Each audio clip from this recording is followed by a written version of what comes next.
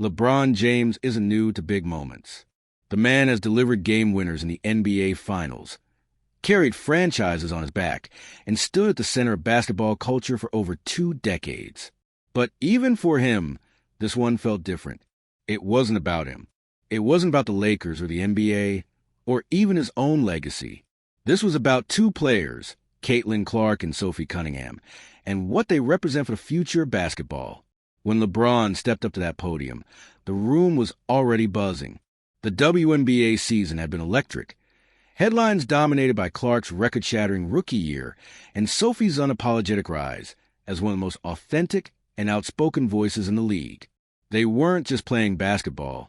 They were changing how people saw it. And now, one of the greatest players to ever touch the game was about to speak directly to that. If you're here for the real story and not the filtered version, subscribe. And if you're sticking around for the next meltdown, you better definitely subscribe. LeBron started slow, almost conversational. He talked about watching Clark from the moment she entered the WNBA, how she'd managed to carry the weight of insane expectations without cracking. He mentioned Sophie's fearless personality, how she spoke her mind, whether it was on her podcast, in interviews, or face-to-face with referees.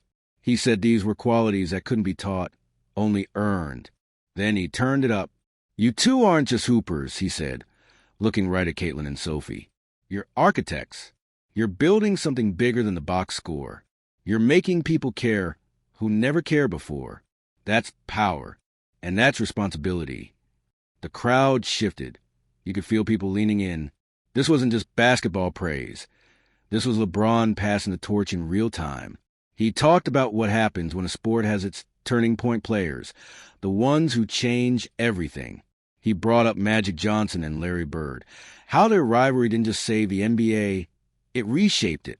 He brought up Serena Williams, how she turned women's tennis into a global cultural force. Then he looked back at Clark and Sophie. "You're that moment for the WNBA," he said. "Don't ever let anybody make you smaller than that. Don't ever let them make you think this is just about scoring points or winning games. This is about changing the game for the girls coming up after you. It's about making sure they inherit a world that takes them seriously from day one." The standing ovation didn't come at the end. It came right there mid-speech. People were clapping, shouting, and a few cameras caught Caitlin wiping her eyes.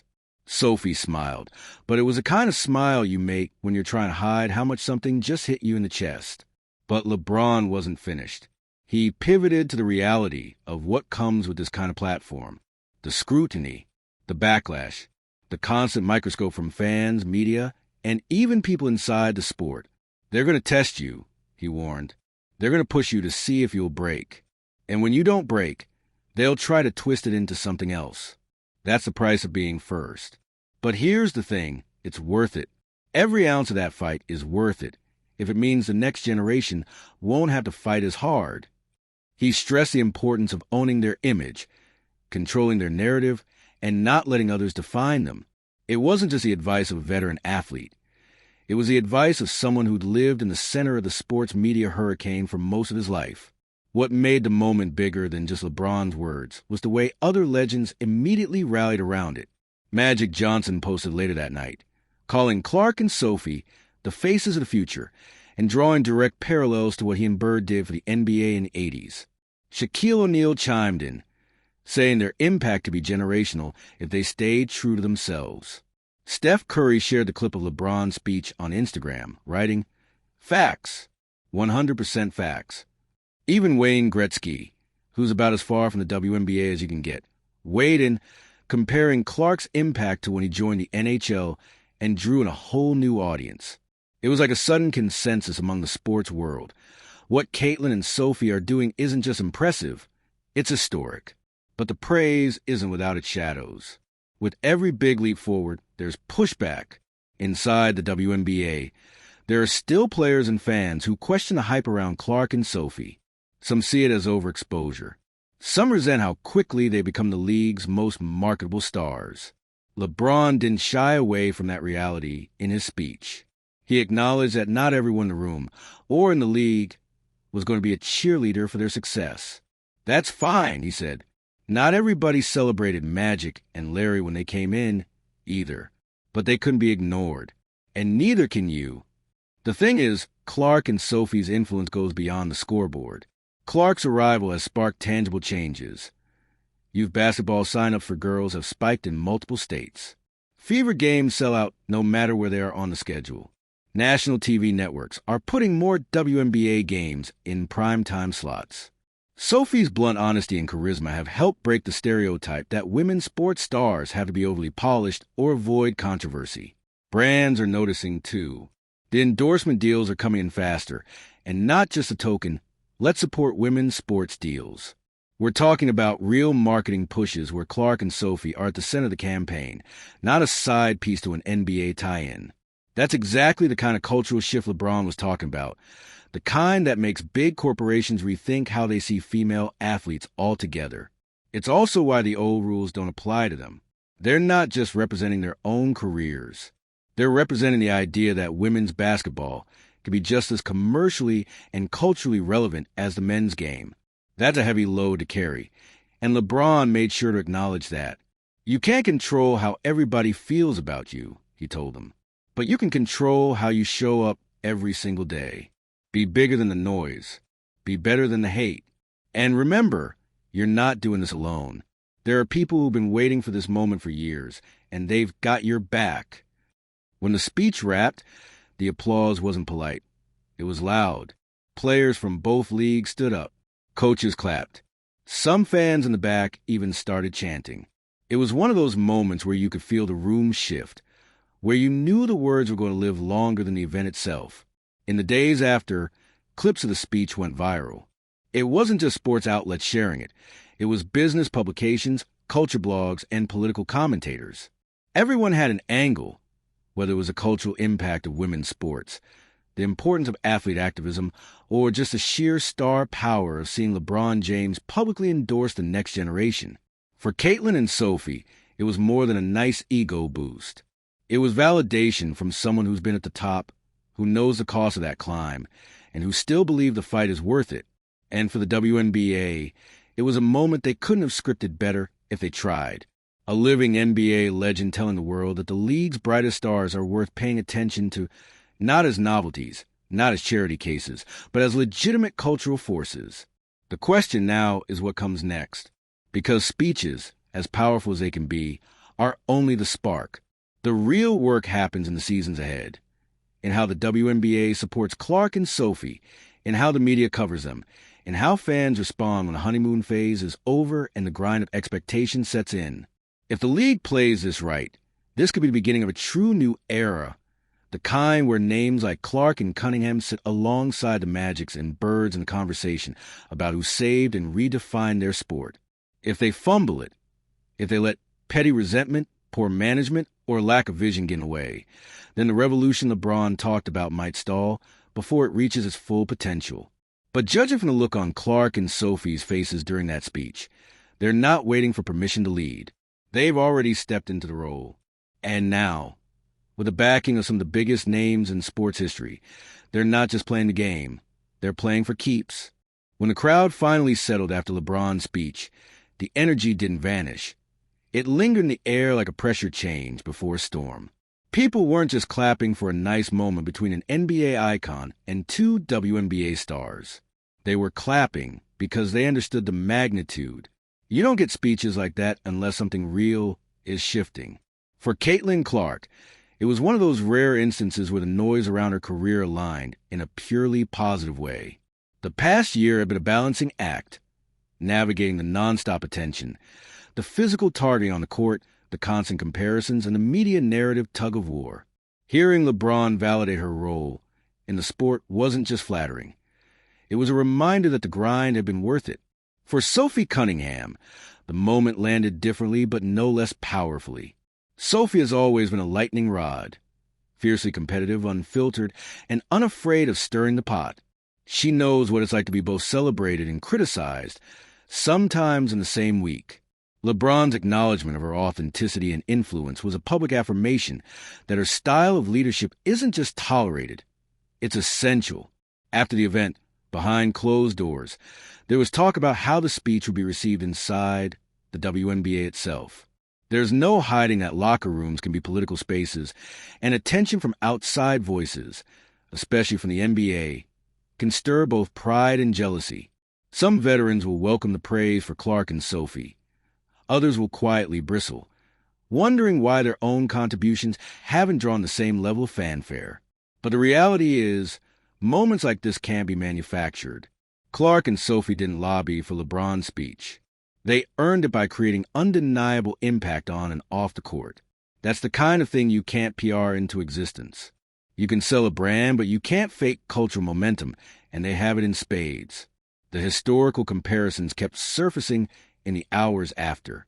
Magic and Bird, Serena and Venus, even Tiger Woods when he reshaped the PGA Tour's reach. Those names aren't just about dominance. They're about how dominance can pull an entire sport into mainstream. And in each of those cases, there was a moment, an inflection point, where the wider sports world recognized a shift. For the WNBA, this might have been it, not because LeBron's words magically transformed the league, but because they crystallized what's already happening. If you didn't see the change before, you see it now. What makes Clark and Sophie's rise unique is how different their styles are, yet how complementary they become in shaping the league's narrative. Clark's precision and poise. She plays with an almost surgical approach to the game, reading defenses like a chess master and making it look effortless. Her game invites comparison to the greats, and her consistency under pressure turns casual fans into believers. Sophie is fire and grit. She's emotional, aggressive, and thrives on the kind of energy that rattles opponents. She doesn't just play to win, she plays to make a point. And when she defends a teammate, whether verbally or physically, she does it with the kind of conviction that fans can rally behind. Together, they offer two different but equally powerful examples of leadership in women's sports. LeBron's speech also carried an implicit challenge to the WNBA's leadership. Match the player's ambition. It's one thing for athletes to raise the profile of the league. It's another for the league to rise to the occasion and meet the moment.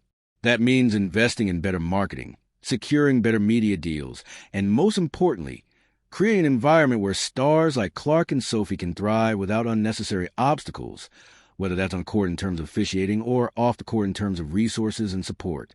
The league can't afford to see this as a passing trend. Every major sports boom in history has required the infrastructure to sustain it. The NBA in the 80s didn't just have Magic and Bird. It had David Stern's vision to turn that rivalry into a global product. If the WNBA wants this era to be remembered as a turning point, they need their own version of that strategy. The brands circling Clark and Sophie understand this better than anyone. Sponsorship executives love momentum, but they also know it can vanish if not cultivated. Already, there are deals in the works that go beyond simple endorsements. We're talking about partnerships where Clark and Sophie aren't just the faces, but the creative voices shaping the campaigns. This is the kind of shift LeBron was pointing toward. It's not just about selling tickets. It's about embedding women's basketball into the cultural fabric in a way that lasts. Once the sport is part of the culture, the audience stops being niche. It becomes generational. But as with any moment of rapid ascent, the resistance is real. Some of it comes from within the sport. Players who feel overshadowed, commentators who downplay the hype, skeptics who argue that the attention will fade once the novelty wears off. Some comes from outside. The same tired voices who've been dismissing women's sports for decades, now scrambling to move the goalposts. LeBron's advice to be bigger than the noise wasn't empty rhetoric. It's a survival skill. For every fan shouting your name, there's a critic waiting to pounce on a bad shooting night or a public misstep. The difference between staying on top and burning out often comes down to how you navigate that gap between adoration and scrutiny. Caitlin and Sophie seem to understand this instinctively. They don't just play for highlight reels. They engage with fans. They build narratives. They make people feel part of the journey. That's why their support base is so passionate, because it feels personal. And that connection might be their greatest weapon in solidifying this moment. When a fan base feels invested in the person, not just a player, they stick around through slumps and controversies. They become advocates, not just spectators. The real test will come in the seasons ahead. Maintaining momentum is harder than creating it. Defenses will adjust to Clark's game. Teams will game plan to take Sophie out of her comfort zone. The media cycle will eventually shift its focus to the next big thing. That's when the groundwork they're laying now, the relationships, the consistency, the cultural resonance, will prove whether this is a short chapter or the beginning of an era. If they succeed, the ripple effects will be massive. We could see the WNBA's financial model shift in ways that allow more players to make real, sustainable careers without going overseas. We could see high school and college pipelines swell as more young athletes see professional women's basketball as not just possible, but aspirational. We could see broadcasting networks lock in multi-year deals with primetime slots that were once unthinkable. It's rare to get a moment where the stars align this perfectly. Two players with contrasting but complementary personalities hitting peak visibility at the same time in a league that's on the cusp of broader mainstream acceptance, with global sports icons like LeBron James publicly amplifying their names. The challenge now is simple in concept but monumental in execution. Don't waste it. LeBron's speech may have been aimed directly at Caitlin and Sophie, but it was also a message to everyone watching: fans, players, executives, sponsors. This is a window. This is a chance to turn buzz into permanence, attention into tradition. And as the applause faded and the cameras cut, you got the sense that everyone in the room, from the rookies to the veterans to the legends sitting in the front row, knew it. After the event, word spread quickly through the basketball world. Not just about what LeBron said, but how he said it. It wasn't scripted. It wasn't polished PR copy. It was raw, from the gut truth, delivered by someone who knows exactly what it means to carry an entire sports narrative on your shoulders. Caitlin Clark later admitted in private conversations with teammates that she didn't expect to get emotional. She's been showered with compliments before, but this was different. This was acknowledgement from one of the most scrutinized athletes of all time, someone who's lived through both the glory and the criticism at the highest level. Sophie Cunningham, ever the tougher exterior, brushed it off in public, but friends could tell it meant a lot. Sophie's entire brand is built on being self-assured, but she's also human. Having an NBA icon essentially tell her, "What you're doing matters," hit home. What stuck with a lot of people in that room was how LeBron framed their impact, not just in terms of points or stats, but in terms of cultural architecture. That phrase, building something that lasts beyond your career, resonated because it's the exact thing the WNBA has been chasing for decades. For too long, the league has relied on small bursts of momentum that fade as soon as the next big story comes along. What LeBron was saying is that Clark and Sophie have the rare potential to anchor that momentum and give it staying power. The idea isn't new. We've seen it in men's sports with players like Steph Curry revolutionizing how the game is played, or Tom Brady redefining longevity in football. But in women's basketball, the timing is critical. Visibility is higher than it's ever been. But visibility without infrastructure is a house without a foundation. Clark and Sophie are giving the league both the spark and the blueprint. Now it's on the WNBA to build around it. In the days that followed, players from across the league were asked about the speech. Some were effusive in their praise. Others gave more measured responses, clearly wary of feeding into a narrative that centers only two players when there are dozens of others grinding just as hard. That's part of the natural tension in sports. Success stories inevitably create a spotlight, and that spotlight can cast long shadows. But what's undeniable is that the speech unified a lot of outside voices, from retired legends to youth coaches to sports business analysts. The consensus was clear. Moments like this legitimize the WNBA in ways that even big games sometimes can't. Cultural moments reach people who will never watch a full season, but will remember the feeling of the moment. And for leagues trying to expand, those casual touchpoints matter. Behind the scenes, brand executives started making calls. A few major campaigns that had been sitting in limbo suddenly had green lights, not because LeBron's speech magically changed sales projections, but because it gave marketers a story they could attach themselves to, one that was aspirational, cross-generational, and importantly, not forced. Clark's camp has always been strategic about which deals to take, focusing on partnerships that align with her image as disciplined, intelligent, and fiercely competitive. Sophie's team, on the other hand, leans into her bold personality, choosing opportunities that let her be unapologetically herself. The dual approach means that between the two of them, they're reaching very different audiences. And that's a goldmine for sponsors. The other ripple effect no one can ignore is on young athletes. Clips of the speech have been shared in high school gyms, youth tournaments, and training camps. Coaches are using it to talk about leadership, resilience, and the reality of being in the spotlight. It's not just a rah-rah pep talk. It's a real-world case study in how to handle the weight of expectation without letting it crush you. That's the thing about cultural moments. They don't just inspire, they instruct. And LeBron's words, layered with his decades of experience, give them a blueprint for navigating both the rewards and the pitfalls that come with being exceptional. The WNBA has had big stars before. It's had legendary performances, unforgettable rivalries, and championship dynasties. But rarely has it had a confluence of factors like this. Two players at the top of their media power, a surge in mainstream coverage, global sports icons openly lending support, and a fan base that feels personally invested in the journey. The danger, and LeBron hinted at this in his warning, is thinking that this wave will last without intentional effort to sustain it. It won't. It never does. And if there's one thing history shows us, it's that sports leagues that fail to act when the moment is ripe often spend years trying to claw back to the same level of energy. For now, though, the moment belongs to Caitlin Clark and Sophie Cunningham. They've got the floor, the fan base, and now the endorsement of one of the greatest to ever play. The question is how they'll use it, and whether the league around them is smart enough to recognize that this isn't just a highlight, it's a hinge point.